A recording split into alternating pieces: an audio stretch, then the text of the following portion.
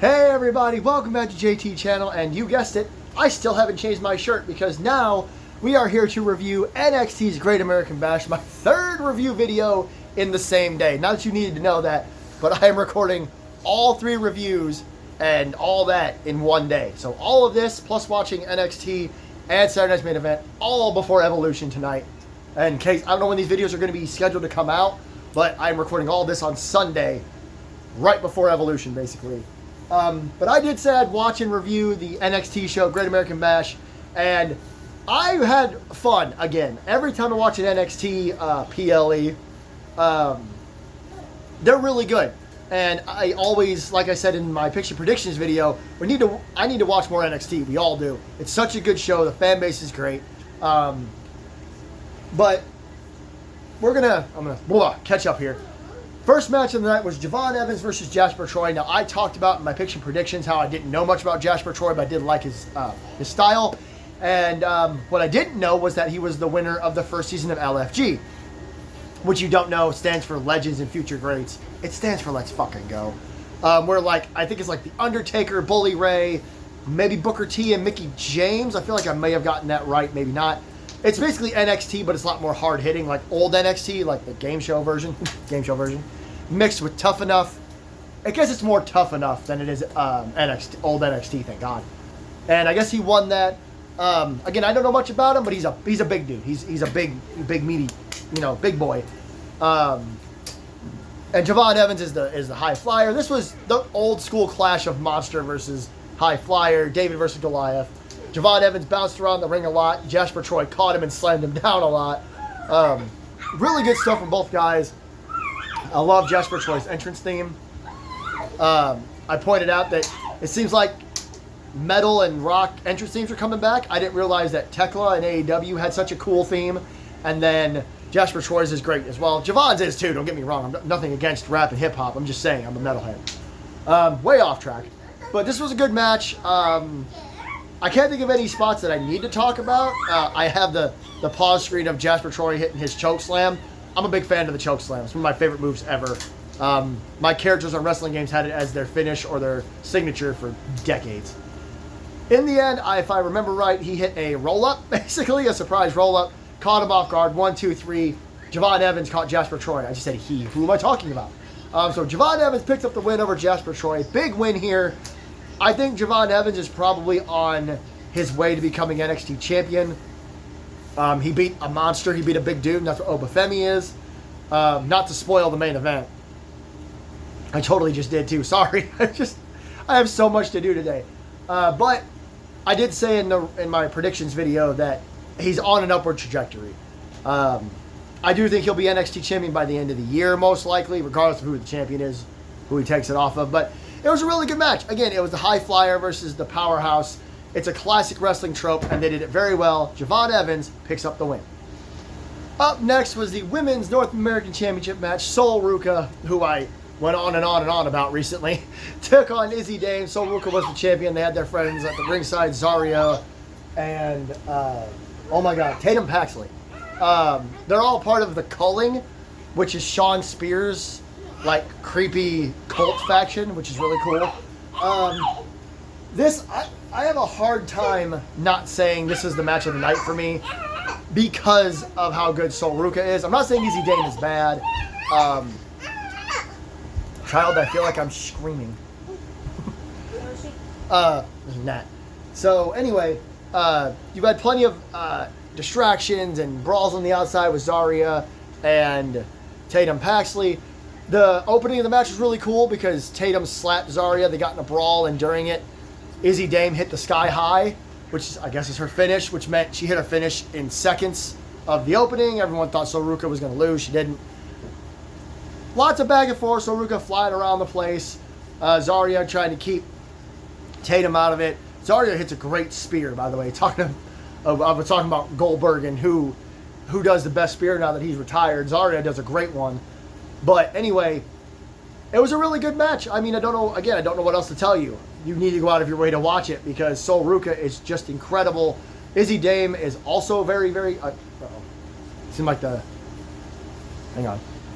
frame rate got weird for a second. But in the end, this Zarya speared Tatum Paxley, and then Sol Ruca would hit the Soul Snatcher from the ropes. As you can, that's what I have the pause frame on.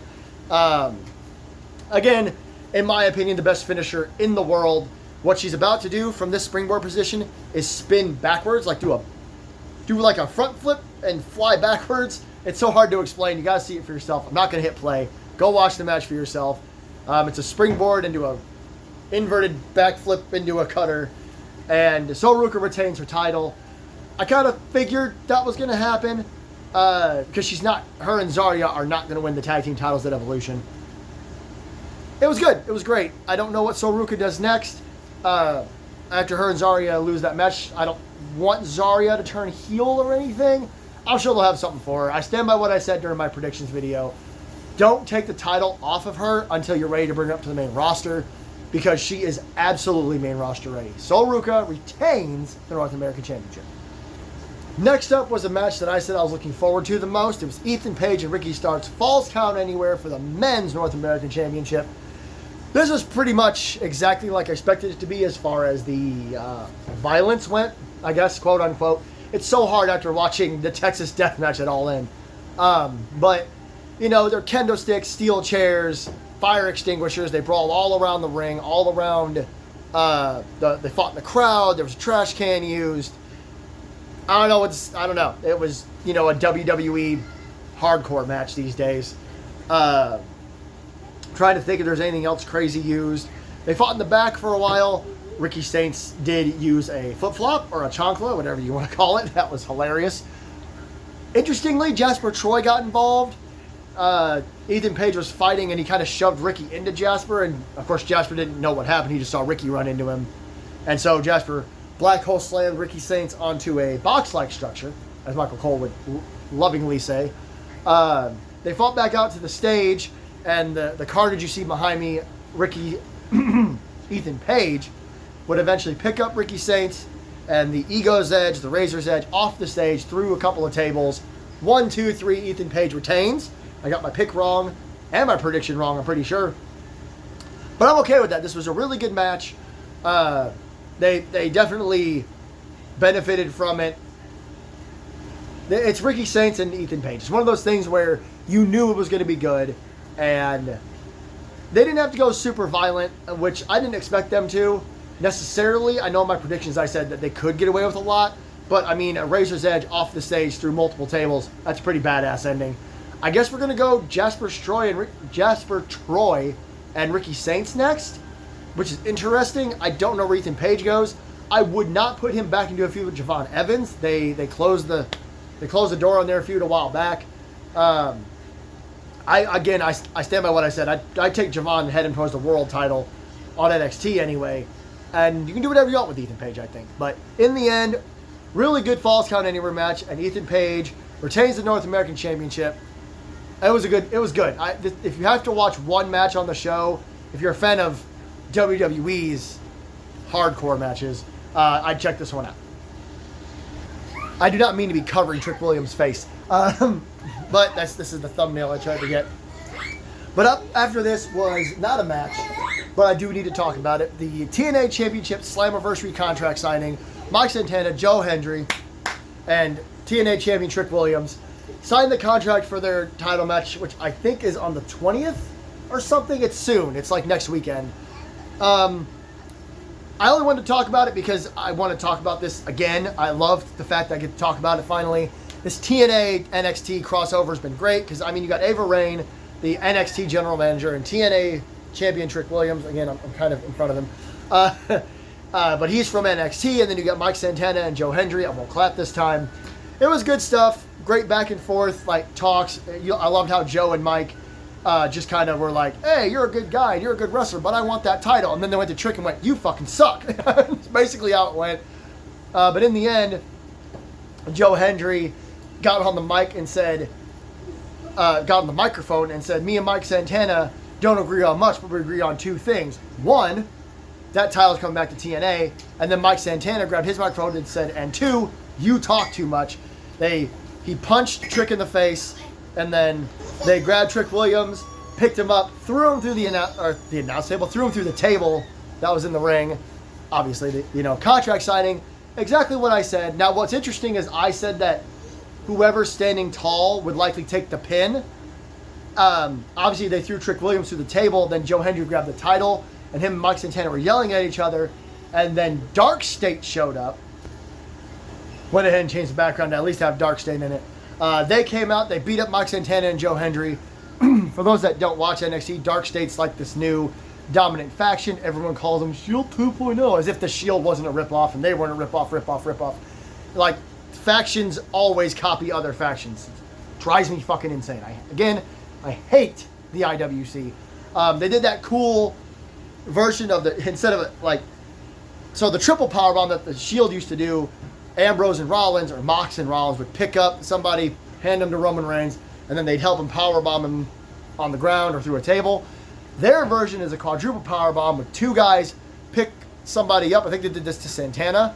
And then they throw him, and the other two guys each kind of catch a leg and powerbomb him down. They're really cool. I actually like them a lot. I love their presentation. I love how they're utilized. I love this whole thing where the lights flicker and flash the whole time. So all three superstars were left laying. The TNA guys laid out Trick, and then Dark State laid out the TNA guys. So I don't know what this means for Slammiversary. I'm probably not going to watch that, unfortunately. But I did have to mention this segment. It was really cool. It was really fun.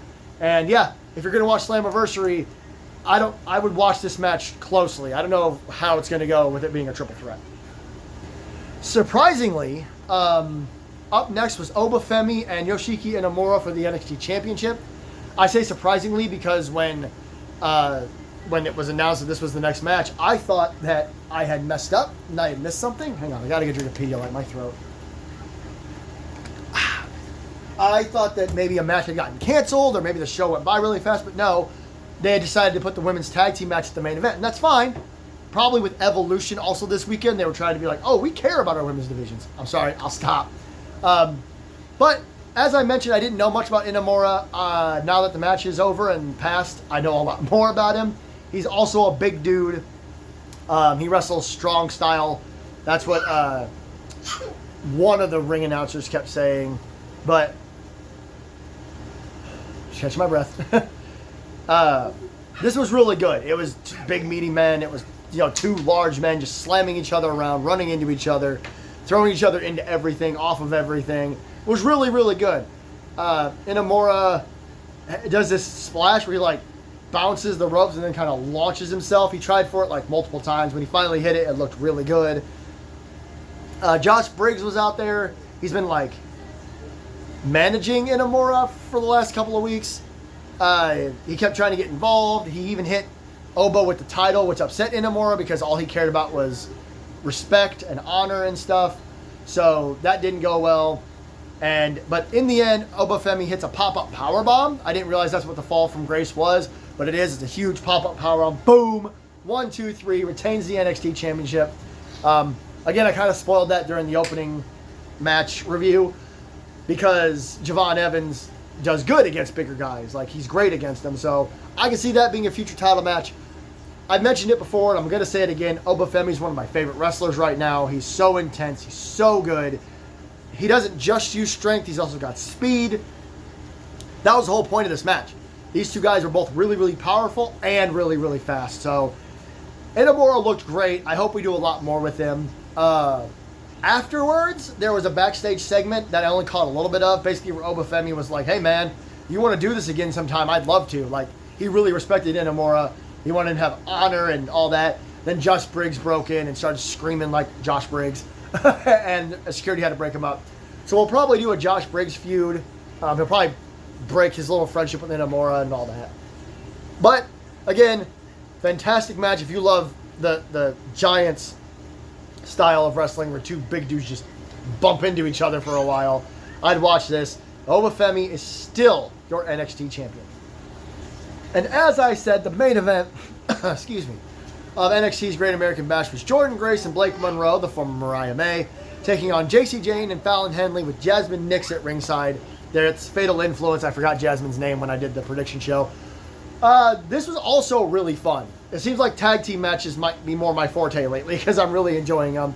The finish to this was really interesting. We'll get to that in a second. The constant involvement of Jasmine Nix was a problem, obviously. JC Jane has, I think, sorry, obviously I got distracted. But JC Jane, I think, in my opinion, has silenced all the haters that were like, oh, why is she champion? She shouldn't be champion. No, she's a great champion. Fallon Henley's been great for a long time. We all know how good Jordynne Grace and Blake Monroe are. But this was really good. Lots and lots of back and forth. Big power moves from Jordynne. Double team moves with Blake. Jasmine Nix kept getting involved. Eventually she got her ass kicked. There was a part where everybody was trying to do moves like in the ring and out of the ring, and Jordynne Grace had to pull, I think, Henley off of Jane so Blake Monroe could take her out. It was really good. Again, it was awesome. The reason it's interesting about the ending, or what's interesting about the ending, is that JC Jane went for a roll-up, got a 2, Jordynne Grace kicked out, she went towards the rope, and Grace either hit a back elbow or a spinning back fist, and made her fall into Blake Monroe. I almost said Mariah May. Blake Monroe's double arm DDT, and Blake Monroe got the 3. Blake Monroe pinned JC Jane, the women's champion, which I thought was really interesting because I had predicted that something with Jordynne and JC would happen. I don't think Jordynne Grace is going to win the title later. Maybe she will. I'd be definitely surprised. But the fact that Blake Monroe picked up the win on the women's champion is probably, it's obvious what we're doing. That was her first match on NXT. We're making sure that everyone knows she's a star. She got the win, blah, blah, blah, blah. She'll probably be there at Evolution. What was I going to say? I don't know. But, yeah, this was a great way to end the show. I thought it was a really interesting idea to have this as the main event instead of the NXT title match, or even Paige and Saints. Like, they could have main evented as well. But I liked it. Like I said, maybe they were doing it as like a wink, wink, nudge, nudge. Like, hey, don't forget about Evolution. We're going to put the women on last because the women are going to be the whole show for Evolution. The last thing I'm going to say, and I thought this during this match, right? I was watching it, and I was listening, and I was intent, and then in my brain I said, if someone busted through my front door and put a gun to my head and said, I'm going to pull this trigger unless you do commentary with Booker T, I'd pull the fucking trigger myself. This is a video for another day. It is, and I'm not going to go into too much of a rant. But he is easily the worst commentator in the world right now. And I think if I were to sit down and do a top 10 worst commentators of all time, he'd be in top 5, maybe top 3. Not only does half the shit he say make no sense, like literally I can't understand it, I don't even think there's captions for him, but then he says stuff that I know he's trying to be like a somewhat heel commentator, and that's fine. Heel commentary's worked in the past. I said I wouldn't go on a rant. But he's sitting there screaming about Jasmine Nix helping and going, that's tag team wrestling right there. No, it isn't. Okay, I get saying Jasmine Nix helping is smart, and then when there's a double team move, he gets mad. He's like, how dare Jordynne Grace get involved? She's not legal. But then he praises Jasmine Nix, even though she's not a part of the match. That's heel commentary. Him sitting saying that's tag team wrestling right there, it's just not, and that's really frustrating. He's annoying, he's obnoxious, and he is terrible. Booker T will always be a legend. I hope one day he gets the Goldberg, Sting, John Cena treatment. I hope he gets to wrestle one last match because he's a legend. But he needs to get off the commentary booth, especially when the other two are Vic Joseph and Corey Graves. I'm done. Thank you everybody so much for watching. Don't forget to like, share, subscribe, comment, do all the stuff. And if you're watching all these review videos, I really appreciate it. Like I said, I recorded AEW review, Saturday Night's Main Event, and now this, all on Sunday. Not only did I record all 3 of those, but I had to watch Saturday Night's Main Event and NXT. So all of that in one day, and I still have to watch Evolution later. Comment down below what you thought about NXT's Great American Bash. Go ahead and let me know if you think I'm being too mean about Booker T. I went into much further rant than I meant to. I'm looking forward to Evolution later. I hope you are too. Until next time, deep breaths. This is JT Channel. I am JT, and I will see you in the next one.